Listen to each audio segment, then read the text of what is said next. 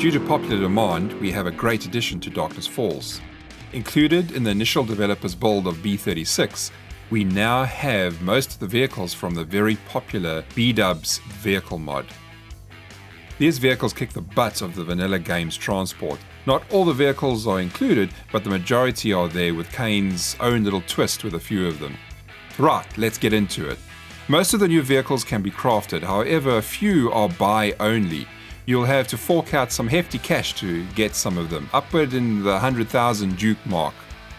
Though most are connected with the Grease Monkey or the Mastery levels under the Mechanic class. So this class now has a really wonderful addition to its lineup. The new vehicles are not necessarily cheap to craft.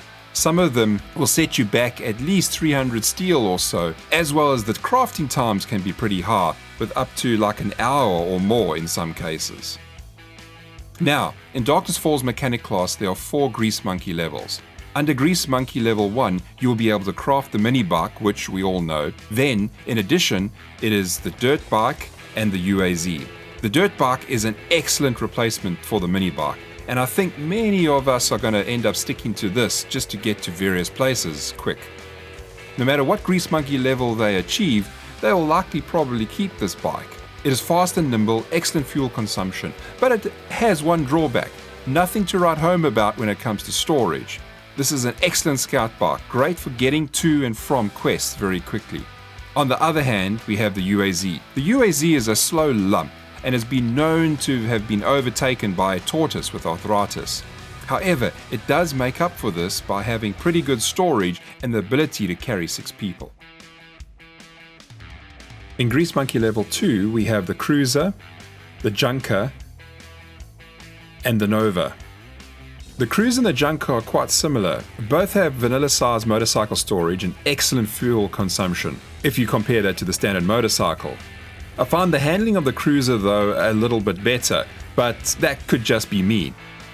The Nova can take 2 passengers, and at this point if you want something that has good storage at Grease Monkey level 2, this is your only option. Besides the vanilla 4x4 vehicle, which is also at the Grease Monkey level 2, it also holds the same vanilla 4x4 storage. So it is great at this point if you wanted a relatively large storage in a vehicle that was, say, not as fast as the motorcycles, but fast enough to get you from point A to B. In Grease Monkey level 3, we start getting some really interesting vehicles. The new motorcycle in this category is the Rat. This is a 1-seater, normal motorcycle storage vehicle, great fuel consumption, but what makes it a good ride is the great handling. It feels good to drive. Though in my opinion, besides the model, it seems identical in all aspects to the lower level Cruiser, which is in Grease Monkey level 2. So honestly, as this is the last of the motorcycles, I would suggest just stick with the Cruiser. Next is the tank, the semi-truck. It is understandably not as fast, but is great for not getting stuck on uneven terrain and chewing your way through the map and up hills. With the storage and extra seating, it is a nice addition for those getting a kick out of this model. Staying with trucks, we also have the work truck. This 2-seater is slow, has reasonable fuel mileage and a standard 4x4 storage. Overall, it's quite average. Honestly, I prefer the old semi-truck in this category as I find the handling better and even the occasional rock doesn't get in my way. So, unless you really enjoy the work truck model, you probably want to just give it a miss. In the final Grease Monkey category, level 4, we have the Charger, the Pickup, and the GNX. I find these 3 vehicles quite similar, so really just a matter of what you like when it comes to how the vehicle sounds, the paint job, and the model looks. As the storage and speed of these vehicles are effectively the same, if I had to choose, I would probably go with the Charger in this category. If anything, I think its handling is a bit better. I also prefer the starter sound effect.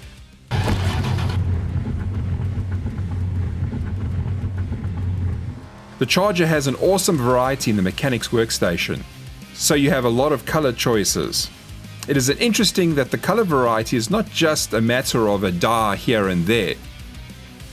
For example, this particular orange Charger, if you add a red dye in it, it changes it to kind of like a crimson red, while adding in a black doesn't just change it to plain black, but a shade of brown or a kind of maroon color. So the dye option is quite interesting, and you need to play around with it quite a bit. Moving straight into the mastery level, we have the Marauder, the Stallion, the Buggy, and the Humvee. Of all the car-type vehicles, the Buggy is very fast. It has great fuel consumption, a typical 63-slot storage, and it is a two-seater. This is great to getting to quests and bringing a friend along as well. This vehicle is so much fun to ride around, and I just wanted to keep driving it. However, I think a lot of people will just go with the Humvee. Well, because it's a Humvee. The good news is that there's nothing wrong with that choice. There are no real weak spots with the Humvee. It is a nice all-round four-seater as well.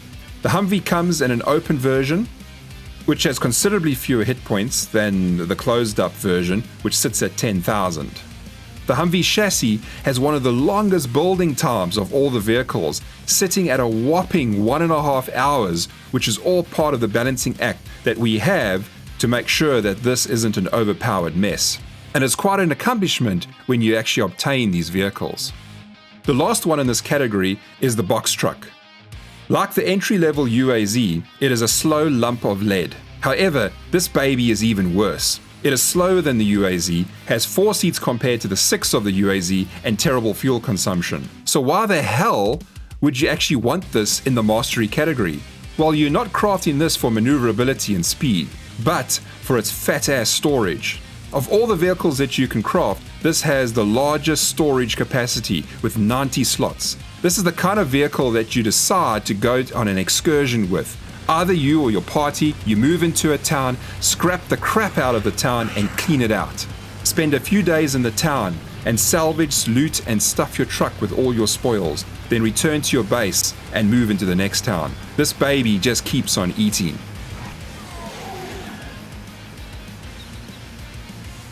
Finally, we move into the flying vehicles that are purchase only.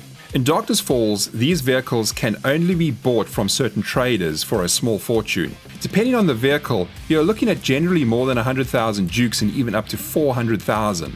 I believe there are 3 traders that have a chance of selling these vehicles. They are Rect, Bob, and Caitlin. Someone can possibly add a comment just to see whether that is actually correct, because I've only come across 2 of them so far. The gyrocopter is still available in the mastery level for crafting. Similar to the gyro is the new purchase-only Duster. It has the same movement controls, same storage. It is also slow, but it is a 2-seater. So if you want to take a friend on a slow ride and you can only afford this, then the Duster is hopefully available for purchase. However, if you really want to purchase a flying vehicle in this category, you should likely go for and try and get the MD500. The MD500 is the first of the 2 helicopters and runs rings around the gyro in all aspects, except price. The new helicopters use a different control method when compared to the gyro and Duster. They use the familiar WADS controls and the C key and the spacebar to move the nose of the helicopter up and down. It does take some getting used to, but if you've mastered the gyro, then hey, you can certainly handle this because it is easier. The MD500 is a 4-seater. It's pretty fast and has a similar storage to the gyro. So it is an all-round excellent means of transport for a party of people to get to a quest or a POI in a quick and timely manner. On the other hand, one of the most expensive vehicles in the game is the UH-60.